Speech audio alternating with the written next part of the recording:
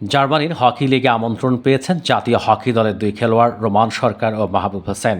German লিগে এ দুজন খেলবেন এভি বুবলিনজেন ক্লাবে। ভোরে জার্মানির উদ্দেশ্যে দেশ ছাড়বেন দুজন।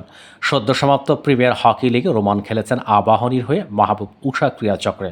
এর পাশাপাশি দুজনই নৌবাহিনীর খেলোয়াড়। হকি ফেডারেশন সূত্রে জানা যায়, আগামী জুলাই পর্যন্ত তারা দুজনই জার্মানিতে থাকবেন। লিগ শেষে দেশে ফিরবেন। রোমান ও মাহবুব দুজনেই খেলেন মধ্য মাঠে। রোমান আন্তর্জাতিক হকিতে দীর্ঘদিন দেশকে প্রতিনিধিত্ব করছেন। 2013 সালে জাতীয় দলে প্রথম সুযোগ পান রোমান। এরপর থেকেই ধারাবাহিকভাবেই খেলে যাচ্ছেন। দুজনের জন্য এভি বুবলিনজেনের কাছ থেকে আমন্ত্রণপত্র আসে হকি ফেডারেশনের কাছে। এরপর প্রয়োজনীয় প্রক্রিয়া সম্পন্ন করে তারা যাচ্ছেন। জার্মান লিগে যাওয়ার কথা এবারে হকি লিগের সর্বোচ্চ গোলদাতা মেরিনার্সের সোহানুর রহমানেরও। তিনি অবশ্য এখন বিমান বাহিনীর হয়ে ভারতে একটি টুর্নামেন্ট খেলতে গেছেন। সেখান থেকে ফিরে জার্মানিতে যেতে পারেন সোহানুরও।